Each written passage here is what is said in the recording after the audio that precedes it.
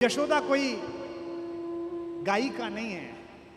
यशोदा का स्वर किसी गंधर्व संगीत महाविद्यालय की तपस्या में तपा हुआ स्वर नहीं है। लेकिन बच्चे को संगीत महाविद्यालय का स्वर नहीं चाहिए। दुनिया के हर बच्चे को अपनी मां का आवाज चाहिए, अपनी मां का स्वर। और देखना सूर कितना सुंदर वर्णन करते हैं। दुनिया की हर मां क्या कहती है बच्चे को सुलाने के लिए? शिकायत किससे करती है? ये नहीं कहती कि ये नहीं सो रहा। किससे शिकायत? नींद से शिकायत करती है कि तू नहीं आ रही, निंदिया रानी जल्दी आ जा। उससे कहती हैं। सूर ने कितना सुंदर वर्णन करा है। कृष्ण है जो प्रतिपल जगत को यह एहसास कराते हैं कि वो ईश्वर है, जो बड़े स्वाभिमान के साथ, बड़े अधिकार के साथ कुरुक्षेत्र के मैदान में खड़े होकर अपने मित्र और अपने शिष्य अर्जुन से कहते हैं कि सारी दुनिया का फजीता छोड़, सारी बात छोड़, मेरे पास आ जा, मैं तुझे सबसे मुक्ति दिला दूंगा, क्योंकि जन्म जन्मांतर से मैं ईश्वर हूं। सर्वधर्मान परित्यज्य मामेकम शरणम व्रज, अहम त्वा सर्व पापेभ्यो मोक्षयिष्यामि मा शुचः। जब एक बार कृष्ण बच्चे के रूप में पैदा हो गए, उसके बाद कोई बच्चा किसी और नाम से बुलाया ही नहीं गया।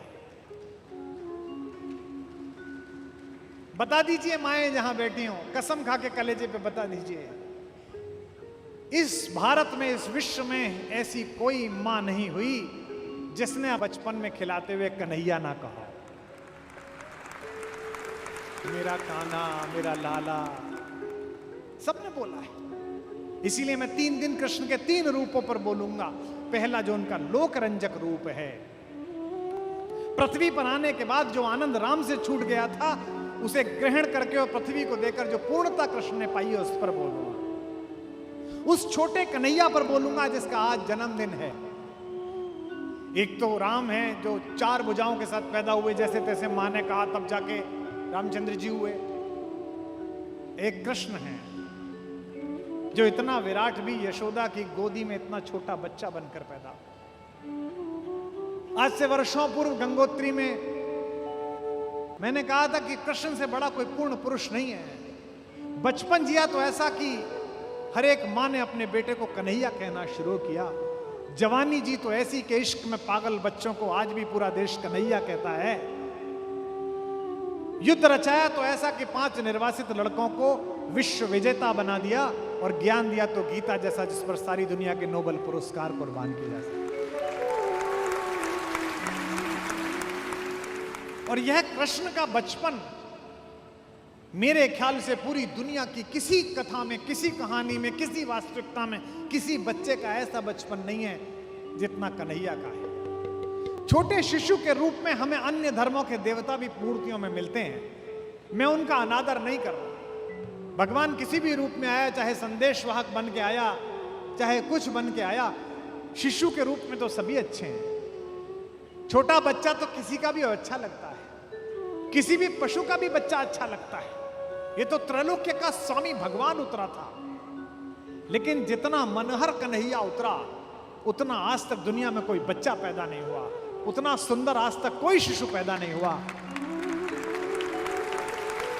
मेरा दिवंगत मित्र देवल मुझे याद आ गया। कवि आज सुनने के लिए आए हैं इतने सारे कि विश्व को मोहमयी महिमा के असंख्य स्वरूप दिखा गया कान्हा। असंख्य स्वरूप दिखा गया कान्हा, असंख्य स्वरूप दिखा गया कान्हा। विश्व को मोहमयी महिमा के असंख्य स्वरूप दिखा गया कान्हा। असंख्य स्वरूप दिखा गया कान्हा, असंख्य स्वरूप दिखा गया कान्हा। सारथी तो कभी प्रेमी बना,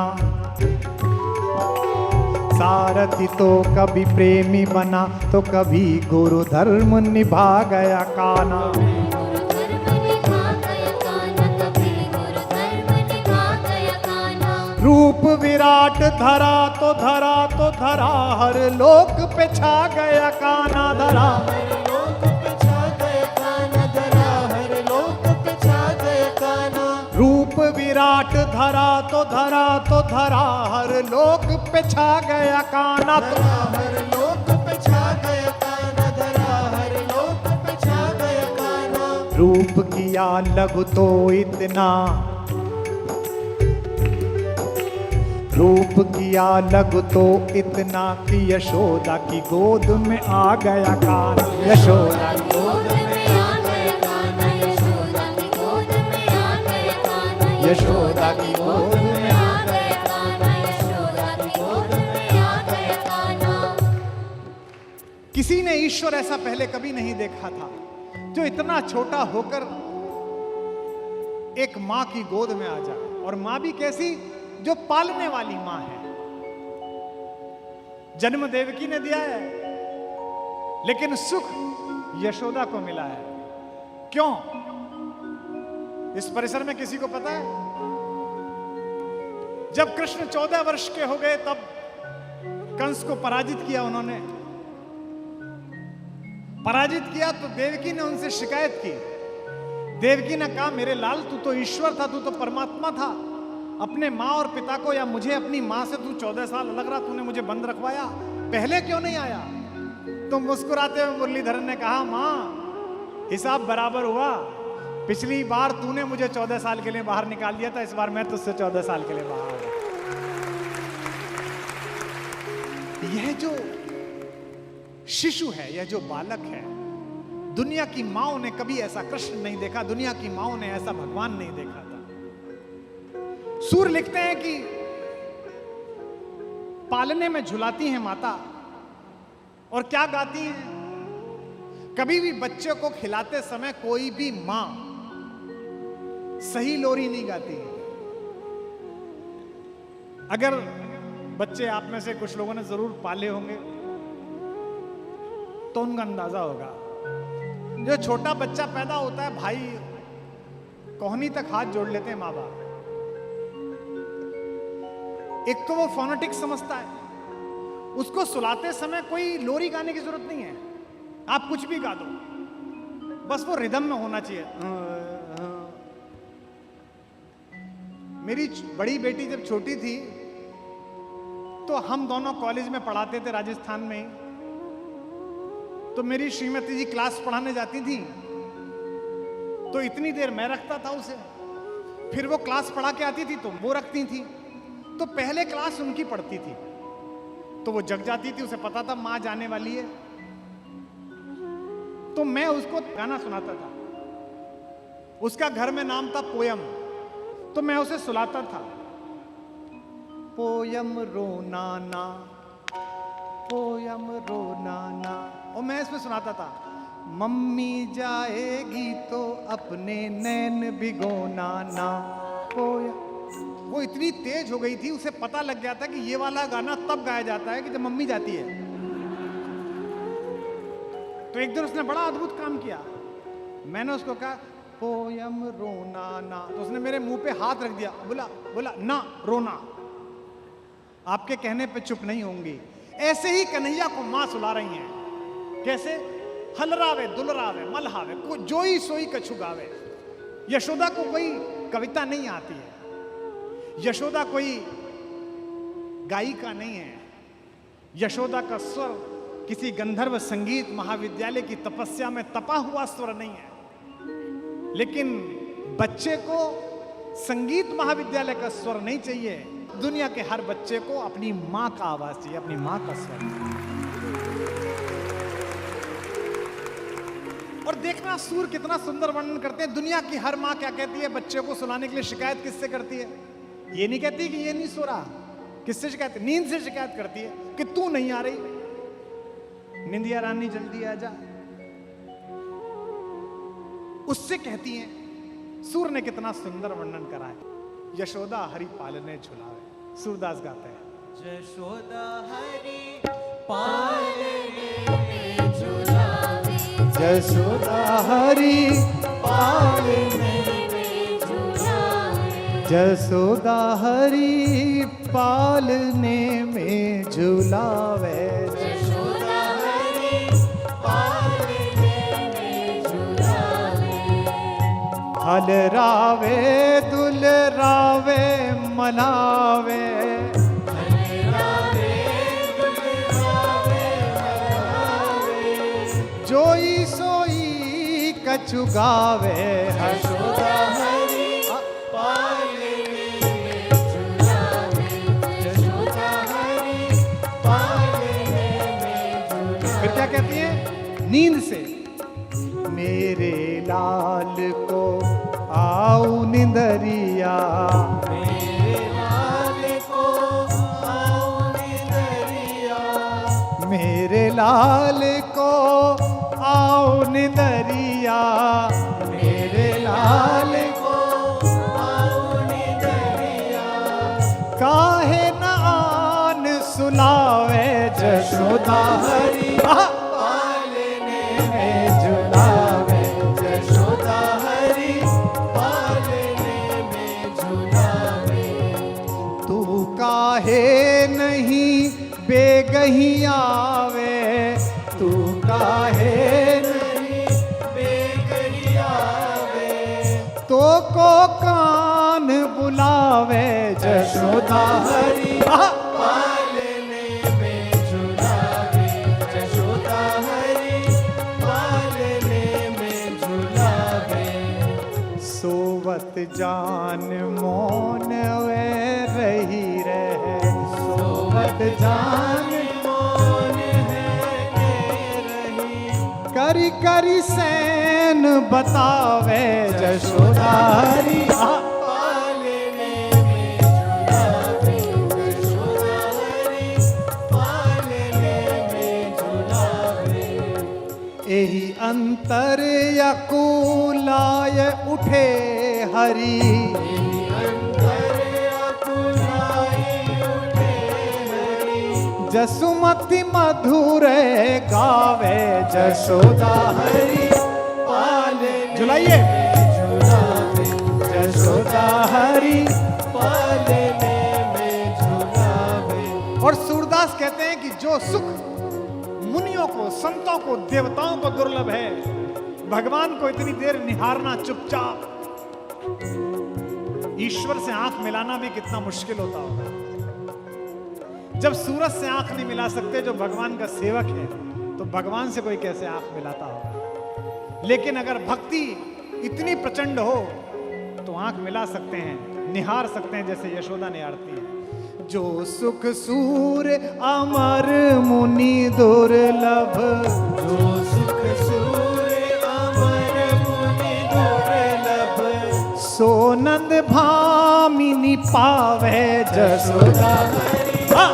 पालने में झुलावे यशोदा हरि हाथ उठा के पालने में झुलावे यशोदा हरि, पालने में झुलावे यशोदा हरि पालने में झुलावे यशोदा हरि, पालने में झुलावे। बोल बांके बिहारी लाल की। राम के बचपन की कहानी नहीं है, पूरी राम कथा पढ़ लीजिए, 15-20 छंद मिलेंगे राम की कहानी। अयोध्या के राजा के आंगन में टहलते हुए, घुटनों के बल चलते हुए 2-3 छंद मिलेंगे। और कृष्ण, आहा, बचपन ही बचपन, ये हो गया वो हो गया। ये एक कार्टून कैरेक्टर आया था पालक खाने वाला, क्या नाम था उसका? पोपोय। वो पालक खाता था और उसमें बड़ी शक्ति आ गई, तो सारी माएं अपने बच्चों को पालक खिलाती थी कि देखो पोपोय जैसे बन जाओगे। होता है ना। अब कन्हैया भी ऐसे ही करता है, तो वो दूध नहीं पीता। अच्छा, जिनके दूध हो रहा है, घर ही हीरों का है, नंद बाबा तो 80,000 गाय, तो घर में दूध है, शुद्ध दूध है, तो मां कहती है दूध पी। बोले इससे क्या होगा? उस समय में पुरुषों के लिए आकर्षण का विषय उनकी चोटी होती थी, तो मां कहती थी तेरी चोटी बढ़ेगी। तो सूर्य ने कितना सुंदर दृश्य पैदा किया, एक हाथ से चोटी पकड़ रही है और एक हाथ से गिलास, और पी रहे और कह रहे हैं तो बढ़ी नहीं। मैं कितनी बार मैंने दूध पी लिया। मैया कबहू बढ़ेगी चोटी, मैया कबहू बढ़ेगी चोटी, मैया कबहू बढ़ेगी बढ़ेगी चोटी मैया, कबहु बढ़ेगी चोटी। इतक बार मोए दूध पियत भई, इतक बार मोहे दूध पियत भई, इतक बार मोहे दूध पियत भई, इतक बार मोहे दूध पियत भई, यह अबहू है छोटी ओ मैया मेरी, कबहू बढ़ेगी चोटी ओ माई मेरी, कबहू बढ़े। ये जो ऐसा बच्चा है ये इससे पहले विश्व ने नहीं देखा था। कृष्ण की बचपन की इतनी कहानियां, मुझे लगता है कि जो बचपन राम न जी पाए उसे जीने के लिए वो कृष्ण के रूप में वापस आए। राम और कृष्ण में एक अंतर और है, राम स्वयं युद्ध लड़ रहे हैं लेकिन कृष्ण युद्ध लड़ा रहे हैं। राम को षड्यंत्रों ने घर से निकाल दिया और कृष्ण ने षड्यंत्रों को अपने घर से निकाल दिया। इस बार भगवान सचेत है। तू धेनुकासुर बन के आ, पूतना बन के आ, शकटासुर बन के आ, कुछ भी बन के आ, मैं तुझे रहने नहीं दूंगा। इस बार सारे षड्यंत्रों को बाहर की दिशा दिखाई जाएगी। जो जो काम राम ने छोड़े वो कृष्ण ने पूरे किए। राम ने गाली नहीं खाई, राम ने कुछ चुराया ही नहीं। मिथिला गए, हमारे यहां पटरा बिछाया, उस पर बैठे, स्वस्ति न इंद्रा स्वस्ति न पूखा, गुरु वशिष्ठ ने मंत्र पढ़ने शुरू करे। फेरों में जो औरतें पीछे बैठी थी उन्होंने गाली बकनी शुरू कर दी। सुनु सखी एक अनुपम घटना, अजगुत लागत भारी है, खीर खाए बालक जन्मौले अवधपुरे के नारी है। भैया ये पता नहीं कहां से आए हैं, दुनिया भर में तरह तरह से बालक हुए, इनकी महतारी ने खीर खाया और ये पैदा हो गए। गाली मिली, थोड़ी सी गाली मिली थी कि मुनियों ने आंख दिखा दी महिलाओं को कि माता बहुत हो गया, नेक हो गया, अब गाली मत देना।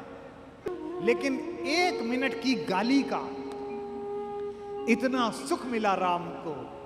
मुझे ऐसा लगता है उसी दिन राम ने मन ही मन ठान लिया होगा कि यार गालियों में इतना रस है, ये जन्म बिता लूं, अगले जन्म गली गली गाली खाने ही पैदा होंगे जाके।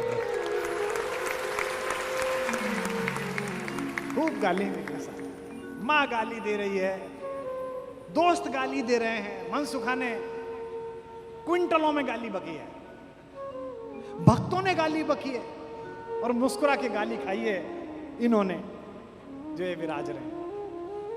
सूरदास ने तो कैसी कैसी गाली सुनाई। जगन्नाथपुरी गए सूरदास, भगवान का विग्रह अंदर है, पुजारी संवाद करता ही है, काली की मूर्ति से रामकृष्ण परमहंस बात करते थे। और मैं क्या कहूं, भगवान से बात की जाए तो भगवान बात करता है। इस बात का कलयुग में सबसे बड़ा उदाहरण तो मेवाड़ ने ही दिया है, जहां मां मीरा ने कन्हैया से बात की तो कन्हैया ने उत्तर दिया। भगवान ने कहा पुजारी से, सुनो, वो बाहर एक अंधा गायक आया होगा, एक कवि, उसको अंदर मत लाना। पुजारी ने कहा भगवान वो अंदर आएगा तो? बोले उससे कह देना जगन्नाथ जी ने मना कर दिया, दर्शन नहीं दूंगा मैं इसे। मजाक सूझा, भगवान को परिहास सूझा। बचपन से ही परिहास कर रहे हैं तो भक्तों से भी परिहास कर लेते हैं। तो बोले उसे अंदर मत आने देना। पुजारी ने बाहर जाकर कहा कि ए बाबा सूरदास, तुम लाइन से हटो, तुमको अंदर नहीं जाना। सूर ने पूछा क्यों नहीं जाना? अब वृंदावन से आया हूं भाई चल के इनके दर्शन के लिए। बोले नहीं नहीं, इसको दर्शन नहीं देना। बोले पूछ के आओ क्यों नहीं देना? बोले कल बताएंगे। पुजारी फिर सो गया, स्वप्न में जगन्नाथ जी फिर आए। पुजारी ने कहा महाराज आपने बड़ी संकट में डाल दिया। वो बाहर आपका भक्त है सूरदास, वो छाती माथा कूटे हुए कि भैया इतनी दूर से आया हूं, मैं तो अंदर जाऊंगा, मैं क्या बोलूं, भला आदमी है बेचारा, इतनी दूरी से आया। भगवान को फिर परिहास सूझा। भगवान ने पूछा आज पूछे कि क्यों नहीं बुला रहे, तो कह देना भगवान बहुत नाराज है तुमसे, तुमने भगवान को चोर बता दिया, माखन चुराते हैं, बताओ। मैं दुनिया को देता हूं, मैं चोर हूं क्या?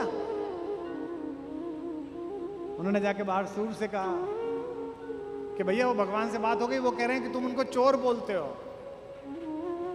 अब सूरदास को गुस्सा आया। सूरदास ने कहा लिख कागज निकाल कर सुना देना उसको जाके अपने भगवान को। और एक बात सूरदास ने कही, उन्होंने कहा जाकर कह देना अपने भगवान से, जगन्नाथ से, भक्त से झगड़ा ले लोगे फिर भी टल जाएगी, कवि से झगड़ा मत लेना।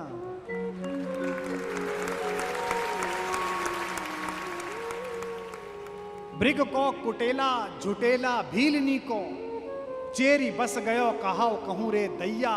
गोपिन को यार वाको माखन चबाए चोरी चोरी, भीख को मंगैया चावल को चवैया। सूरदास याके अवगुण कहां लो बखान करूं, जैसे याके माई बाप वैसो याको भैया। ये गाली खाई है कन्हैया ने।